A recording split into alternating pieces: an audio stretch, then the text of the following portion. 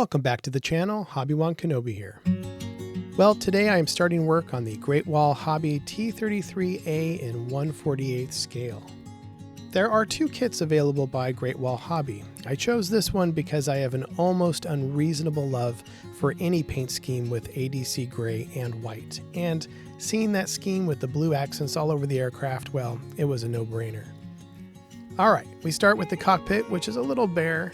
I started to construct the seats and found some unfortunate pin marks that would be visible.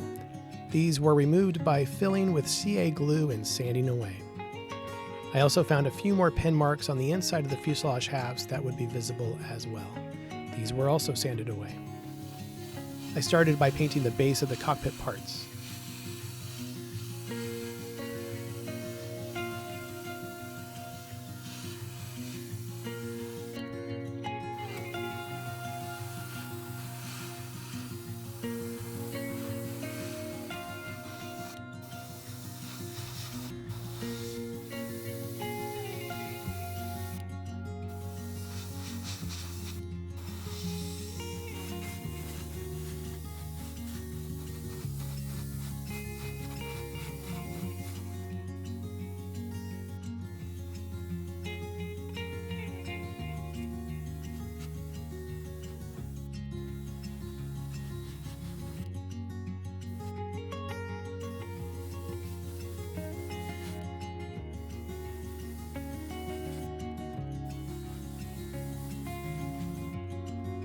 Next, it was time for the usual oil wash made from Winsor & Newton Artist Oils. I used black and white and thinned with Turpenoid.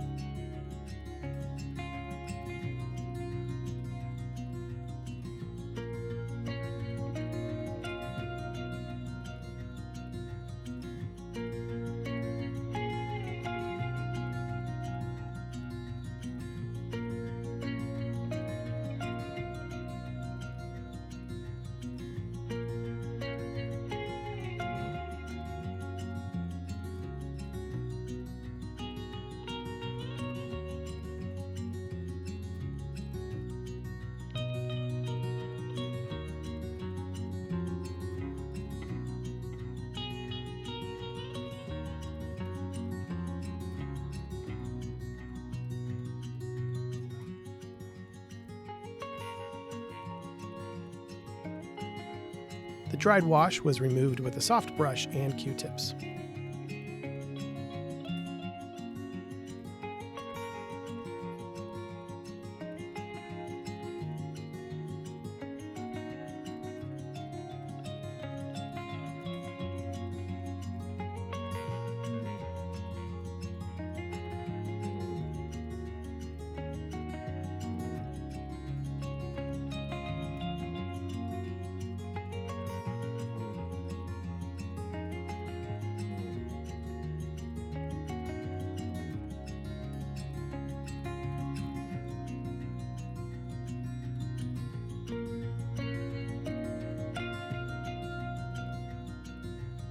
Everything then received a flat coat.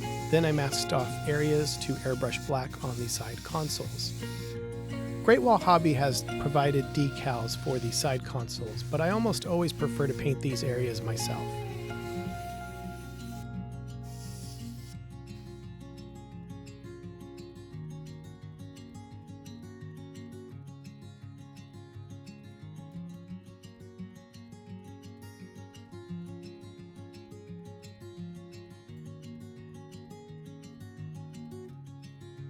Black paint was brushed on the raised dial covers on the control panels.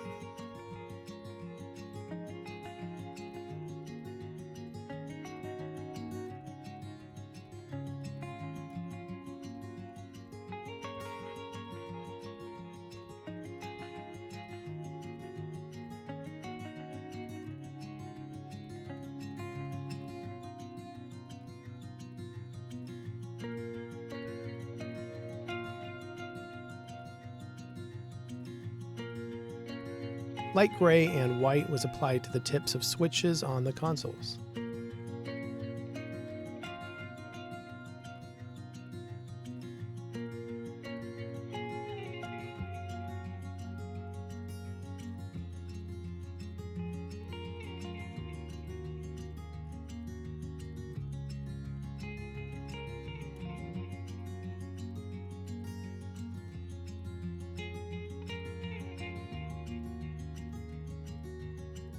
I'm going to stop for a second and talk about the control panels for just a moment.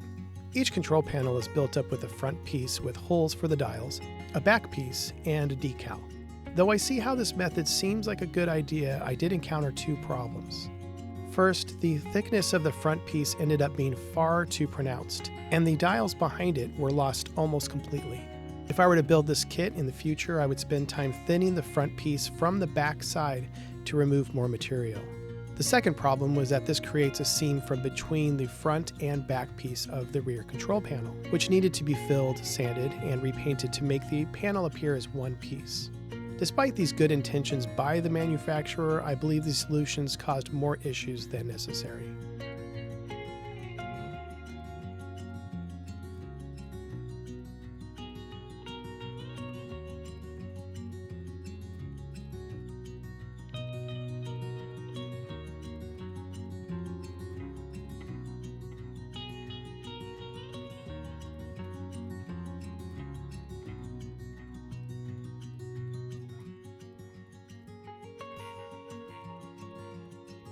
Microscale PVA glue was used to fill in the holes and dried clear to represent clear dial covers.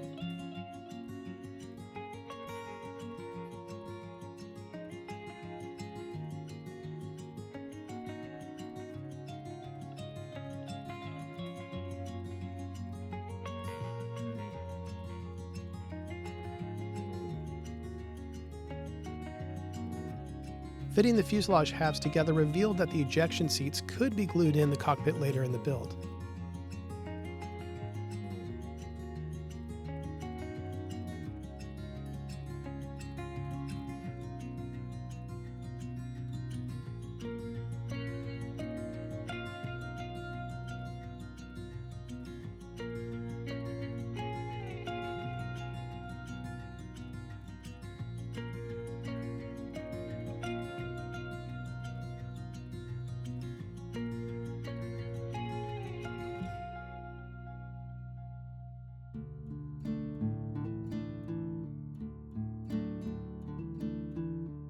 The fuselage halves were then dry fit to check for alignment of panel lines.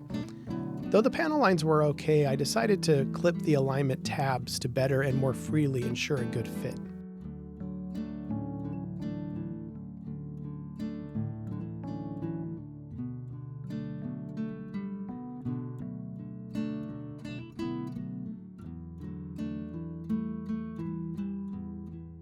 Tamiya Extra Thin was used to mate the halves, and some thin CA was dripped into a few areas to ensure good strength.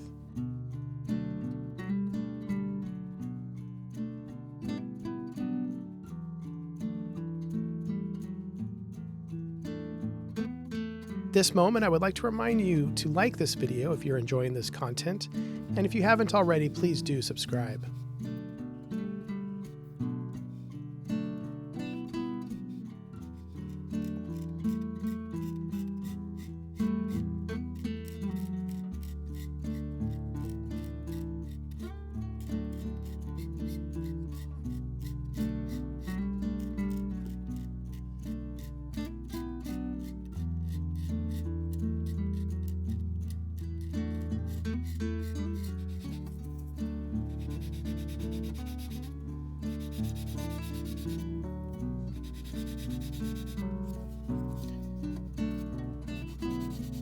Next up, I removed the seam along the fuselage and quickly moved to get the wings ready.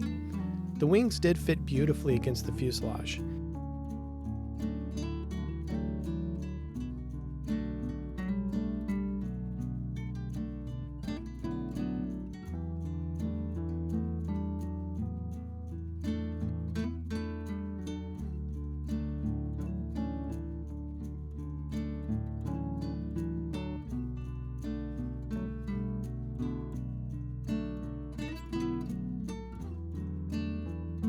The intakes needed some work to get a good, clean fit. I could have slapped them on and sanded everything down, but I decided instead to just add a few shims so I wouldn't have to sand the area much at all.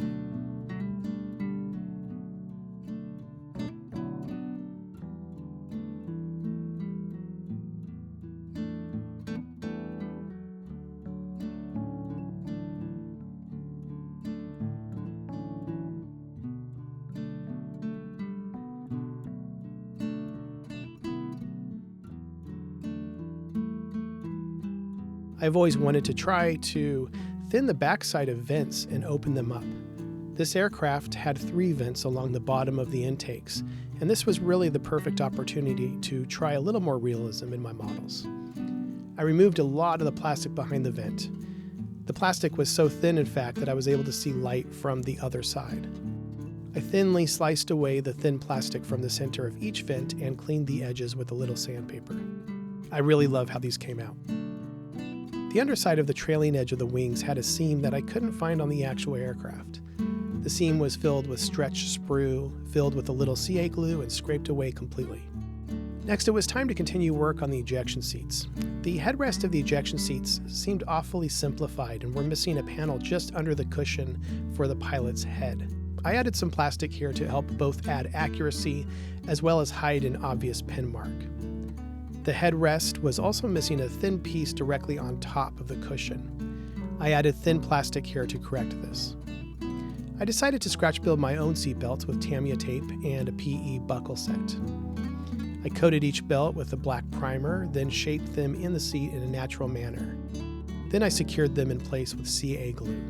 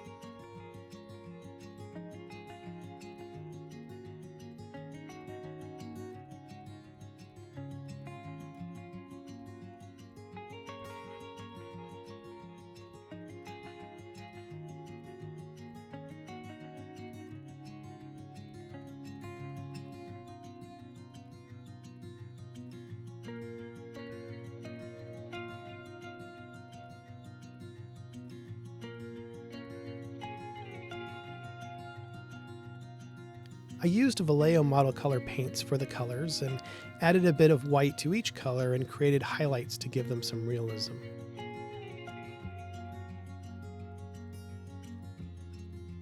I am very pleased with how these turned out.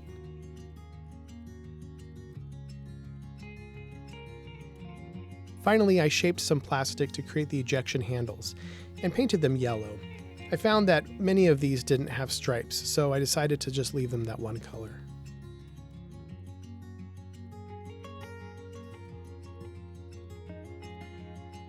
And that's where we are so far in the build. In the next video, I will begin painting the ADC gray and the white, and probably even start applying decals. Thank you so much for watching this video. If you enjoyed this content, please leave a like and subscribe, and I'll see you in the next one. Bye.